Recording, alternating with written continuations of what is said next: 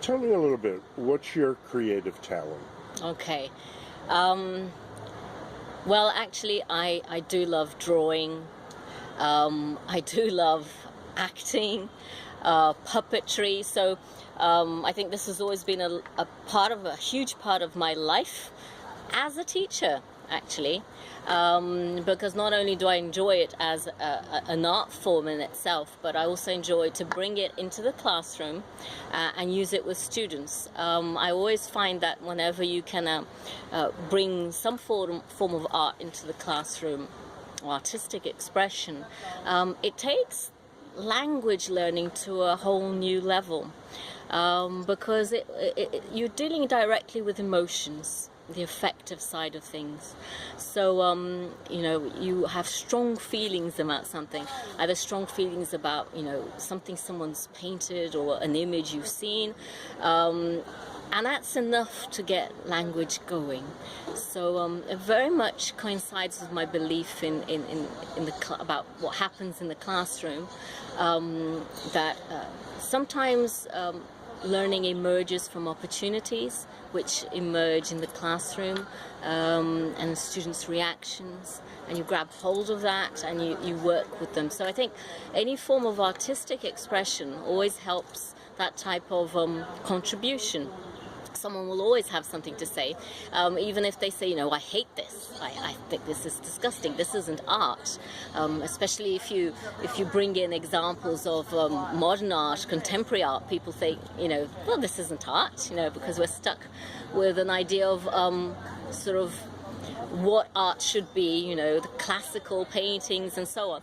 So it's good in itself because it brings responses, and I like to, you know, have a go at artistic creation sometimes. I'm not brilliant at it, but it is good because you try it out and you learn. It's as if you're learning a new language, and I think that's why it's important for me as a language teacher. It also forces my own awareness of what teaching is about. So that's why I think I like it, being able to converse in another language which isn't my own sort of native language, as it were. So I think if that's probably it in terms of... And how that's good for the teachers in bringing to the classroom. You're in a different position now in your career. Yeah. How do you bring it to your work? Yeah. Okay, so I think what it brings to me is something I've been doing a lot with teachers as we work on teacher training and teacher development. I'm very conscious of the fact that in a classroom, at any given moment, we're occupying spaces. And I often think that we're not fully aware of the spaces we occupy. And this comes a lot from observing teachers. When you observe teachers teaching, you're in a privileged position to see things from another perspective, which you can't do when you're teaching yourself. And so, you know, how you move in the classroom, the spaces you occupy, spaces of teaching, as it were, you know, which is classically at the front of the classroom. Can we play around with this? If we change this, can we create other forms of communication and collaboration in the classroom? And that all comes out from just looking at where you are, if you're standing, if you're sitting, if you're working in groups with students, how you're moving in the classroom. So I've been working a lot with teachers and observing the teaching space, and that might mean sometimes I just take a snapshot of what was happening in the classroom, and I show it to teachers. With mobiles nowadays, it's very easy, you know, so that they become aware of something which teachers sometimes do and they're not even aware of, is that they pin themselves to the front of the classroom, and that changes the dynamic. So I've been using images like that. So that's one of the levels I've been aware of the image in the classroom and how we can use it. But I think there are other things as well that also interests me, and it comes more from the side of visual arts, performance arts, this sort of barrier which is so, thin between one and the other. And performance art always brings this, and installation art and immersion art, I think. It puts you all of a sudden in another context, and you have to see again. It's always from seeing things from other perspectives. And you become deeply involved in something which involves either a scenario. A lot of artists are using architectural forms nowadays to allow people to experience architecture from another perspective, from the perspective of what it's like to be inside that building. And many artists as well, performance artists, are doing this, within closed spaces like galleries. And so this comes back to something I've been talking a lot to teachers about from a teacher training and teacher development perspective. What is it that we do in the classroom? Because the model in which, you're just there at the front handing out knowledge, as it were, and not working alongside students, I don't think it's sustainable anymore. And I think students don't want that anymore as well. So it means we have to look at other areas, I think, to understand where we can go with our teaching and what we can do. We do this a lot with young learners, we're very much aware of this. So we will take young learners out of the classroom. We'll take them on field trips, we will work with them in the garden, we will use objects to aid the learning process, and the objects become part of the learning process, which is very much the same philosophy you have behind using puppets and puppetry. So, but we assume that as young children grow, we don't need this concrete experience anymore.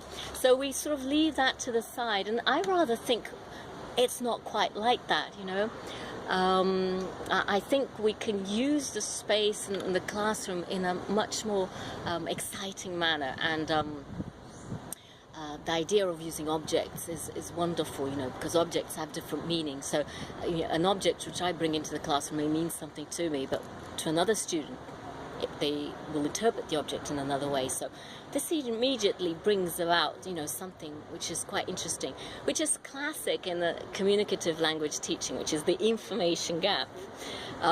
We can do this in other ways, but using other forms of expression, which isn't just tied down to how we use books and that we cover curriculum and the syllabus and all of that we have to test them. So I know there's this sort of raw side to life and reality and teaching, that there's testing and assessment and going through stages, I know that.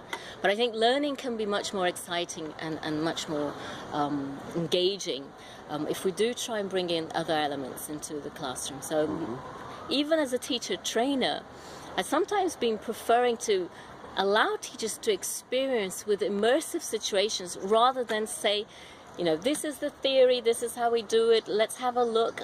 I've been taking teachers through experiences, and I think I've enjoyed that much more, and I think it's been much more rewarding. So that is how it's affected my other side of work, Great. And you talked about bringing things to the classroom. What type of technology have you been using in the classroom? Okay, so, well, this is much more in terms of what I've been experimenting with, and I haven't been doing it by myself. I've been doing it with colleagues, and one of the people I've been working a lot recently together with is Gisele Santos, and some of you may know her. So we've been experimenting with different technologies in the classroom, including virtual reality, and we've also been playing around with ideas of doing things, sort of a maker situation in the classroom. I'm also currently working on with colleagues as well the ideas of doing other things, so making puppets, cooking, and sort of other experimentation, not just technology. But technology, definitely. We've been experimenting a little bit with virtual reality, augmented reality as well. I can't quite tell you where that's going to take us yet. It's much more experimentation phase. I can see tons of possibilities because you mix the technology with the sensation of the real, and this is the interesting thing about virtual reality. So we tried this out a couple of weeks ago, and we took the children sort of on a journey, and the first thing we noticed with young learners was that they immediately, and this probably has a lot to do with young learners, the young learners shift quite quickly from reality to an imaginary world, much more than as we grow up we lose this ability. So the moment they put the VR goggles on, they were literally immersed in a new environment. And it was like you didn't have to say anything, but immediately they were, trying to grab things with their hands. Even though they were standing, they knew they were in a closed environment, but they tried to grab things and squeals of excitement and enjoyment. And the sensation, it became very real for them. And that was something that surprised me. I hadn't expected that. And it was really, it was very dynamic and different. So that made us think, wow, this can be really interesting. What we try and do, sometimes, which we take so long to create a context, set the scene, it just happened in seconds. So I thought that was pretty amazing, And with older adults, we saw the same thing happening, which is really interesting. Just made me think about the teenagers, where we assume teenagers, would love technology, but they were so like, oh yes, I've done this before, I've seen this before. It didn't have the same impact as it did with young learners and adults. So I thought that was very interesting. So we've been playing around with that, experimenting with it. But I can't say exactly where we're going to go with it just yet. But I see huge potential there, and it can be quite exciting, I think. Great. And what are the differences that you've seen over the years with the use of images in the classroom?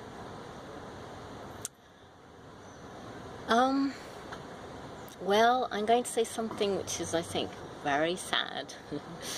I don't know if I've seen so much difference. I trained as a primary school teacher, and when you train as a primary school teacher, that is something you do a lot. You bring images into the classroom, you work with images, and that's probably why it's so strong with me. So I've always tried to bring it into the classroom. I've always encouraged colleagues to do it, and I've seen that happening. I think the big difference has been with technology. We see, huge shifts. So if beforehand we were stuck with not very clear images which we showed on an overhead projector, because I go way back to the overhead projector, times of the overhead projector, so that was very difficult, or slides, which was even deadlier in a way. Obviously now we have the possibility of showing very, very clear-cut images and with good strong quality. So that makes a difference. And with the internet, there is no limit anymore, which we used to be limited to having access to images. So something we used to do a lot was bring in magazines and so on, and we don't need to do that, so it's much easier. But on the other side, on the other hand, and this is where I said, I don't know if it's changed that much, what I have seen also is that, and I think this is our field, we've been stuck with this thing of reaching goals and testing and assessment and standardization and the syllabus and following the book, and parents asking us to do that as well. So I can't say teachers are to blame for this. I see it as it's something which has happened to society. So in a way, that has sort of stopped us from sometimes being as creative as we would like to be. Because I think teachers are naturally creative. I think actually you're lured into teaching because you are a creative soul. But there have been things which have stopped us from engaging as far as we might wish to engage. So I see this other side. And in a way, technology helps us because it can help us redress this balance. But on the other hand, there are other demands on teachers nowadays, which, weren't so strong, I don't think, like a couple of years ago. But the industry of testing, literally, has sort of, put on a weight on us, which I don't know. I understand it. I don't agree with it, though. So I think that's why I say, perhaps we haven't gone as far as we could. Mm-hmm. I think that's my take on it. Right. And you kind of touched on it a little bit about, do most teachers actually use enough imaging? But to take it a step further, do you think they're using it properly? Well, I've seen some teachers doing wonderful things with images. I wonder what we mean by using it properly. That's an interesting question. Because I always think that whenever we plan a lesson, we plan it, and we generally plan lessons. We know where we're going with things, and sometimes learners surprise us, and it's what I call an ambush attack by learners. We were hoped to go in one direction, we're ambushed by them, and suddenly we're forced to go in a completely different direction. It's not where we wanted, and that's where the lack of comfort comes in, and frustration almost. But so you might imagine you would use it in one way. So often, teachers plan, if I'll bring this in, and then we can use this to write a poem or to express ourselves, and the kids don't go there. But I don't think it's because of the image. I think it's because of other reasons. So the idea was good. It probably didn't get there because the students had another agenda that day. Probably if you tried it another day, they would have, enjoyed it. But that day it didn't work. So I think, that's an issue. Students surprise us sometimes. On the other hand, exactly, I think there's so much, we can use the image as an end in itself, or we can use the image as a vehicle. With young learners, sometimes the image is a byproduct of expression. So we do this a lot, we get them to paint something, to color something in, or to make a collage. And obviously with young learners, you won't have much. There is a limit of linguistic expression you can expect from them. And that is enough, isn't it? But as they grow older and develop linguistically, we expect so much more from them. So I wonder if the image, even if we're talking about, if we think about films, it's something we can get students to produce. But what type of language are we talking about, okay? We often feel, I think, we're under the pressure of, because it's a language classroom, that language has to be produced in that lesson. So we tend to say, no, if it's a film, it has to have dialogue, it has to have spoken English. Well, does it really? I wonder if students can't produce something which actually is just a sequence of images, but which will afterwards generate a lot of debate and discussion. It doesn't have to be in the lesson itself. So it means we're no longer stuck with that pressure, and especially in our context here in Brazil, where it's monolingual. The pressure of, you've got to speak English in the classroom all the time, it means that we can't produce things which the students will naturally start speaking Portuguese. And is it such a sin that they do to produce something? Because afterwards we're going to have something they've created we can generate so much more, and it can be so interesting and motivating. I think it's actually just thinking, what exactly is a lesson, what does it entail, and what I expect from it, and what we can do with what students have produced. And I think that would change things completely. So coming back again to the question, is that, do they do it properly? I think we have to really question what is properly and proper, and what we expect from students, and perhaps we can think a bit more widely. I think that would be probably my answer. Very good.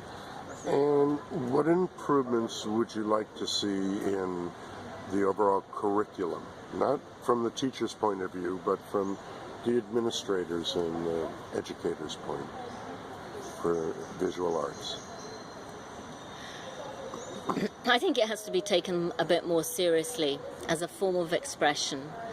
What we see today in society is that everything is actually based on your ability to appreciate information visually. Okay, and that's the way media works nowadays. Everything, young children, they are so caught up in this already. They are very quick to notice images, to work with them, to understand them, and understand the power of the image. And we see materials being designed which already brings this in much more than we used to in the past. But the thing is, whenever you're working with this, it's not so linear. So I see a strong necessity to open up the syllabus and the curriculum. Rather than define things much more, I would very much feel happier if we opened things up a bit more. I rather suspect people are thinking about this because, we hear of, organizations and testing institutions which are working perhaps with wider frameworks. So we can see a lot of focus on the 4 C's, and this is, within the last 2 years, it's hit the world of VLT. We can't go back on that one, although I'm not quite sure we've grasped exactly how that will work yet. So I think we will see a movement along those lines. I think it is coming into our field much more strongly. So I think the syllabus will have to look at itself, or people will have to look at the syllabus and think, what are we doing here? Where are we taking these children? What do we want? Would they expect them? What are we preparing them for? What type of communication and abilities will they need beyond the language classroom? Okay, and just for one more, in 1 minute, give me your best tip that you can give to educators using images. Okay, so select carefully the image you want to work with. I do think you've got to be very passionate about that image.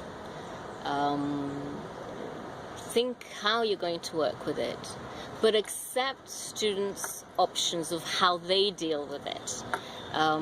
The way you interpret something might not be the way they interpret it, and it doesn't mean it's less worthwhile. It's just gone in another direction, and whatever they give you, if it's interesting enough, and if it generates a lot of reaction and action, then that's good. I think that's the image has served its purpose, and I think the teaching and the learning has happened. If never heard about the Visual Arts Circle, I suggest you Google Visual Arts Circle, the site, find out what it's about, what our objectives are, what we hope to achieve in the language classroom by using the visual arts.